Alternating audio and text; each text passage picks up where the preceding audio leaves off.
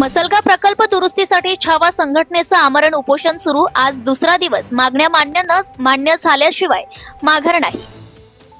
निलंगा तालुक्यातील मसलगा मध्यम प्रकल्पाच्या पाळूला भली मोठी भीक पडली असून दिवसेंदिवस पाळू खचत चाललेली आहे। प्रशासनाने प्रकल्प दुरुस्तीचं काम त्वरित सुरू करावं या मागणीसाठी याच प्रकल्पावर छावा संघटनेचे तालुकाध्यक्ष तुळशीदास साळुंके यांनी आमरण उपोषण आंदोलन सुरू करण्यात आले आहे। या आमरण उपोषण आंदोलनात आंदोलनकर्त्यांनी मसलगामध्ये प्रकल्प त्वरित दुरुस्ती करणे, प्रकल्पावरील हलगर्जी करणाऱ्या अधिकाऱ्यांना त्वरित बडतर्फ करावे, प्रकल्पावर सायरन बसवणे, मसलगा गावचे पुनर्वसन करणे, नदी पात्राचे खोलीकरण करणे, प्रकल्पाकडे जाणाऱ्या रस्त्यावरील अतिक्रमण काढून डांबरीकरण करावे, तलाव क्षेत्रातील अवैध पाणी उपसा बंद करावा, तलावाभोवतीचे सर्व अतिक्रमणे तात्काळ काढावे अशा विविध मागण्या आहेत।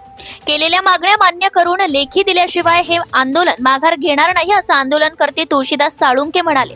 पोलीस बंदोबस्त पानचिंचोली पोलीस चौकीचे जमादार विकास बोंग, पोलीस पाटील संतोष नरहरे यांनी उपोषणास्थळी बंदोबस्त ठेवला आहे।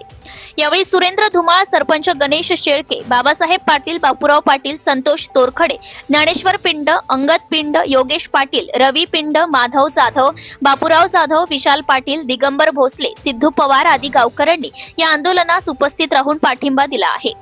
पानचिंचोली गावचा आंदोलनास पाठिंबा।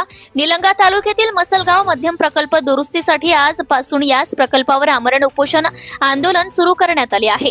शेतकऱ्यांच्या प्रश्नाबरोबर आजूबाजूच्या खेडेगावांना याच प्रकल्पातून गावांना पाणी पुरवठा करण्यात येतो ही गरज लक्षात घेऊन पानचिंचोली ग्रामस्थांच्या वतीने पाठिंब्याचे पत्र देऊन येथील माजी सरपंच श्रीकांत साळुंके यांनी पाठिंबा दर्शवला आहे। Subscribe now and press the bell icon. Never miss an update.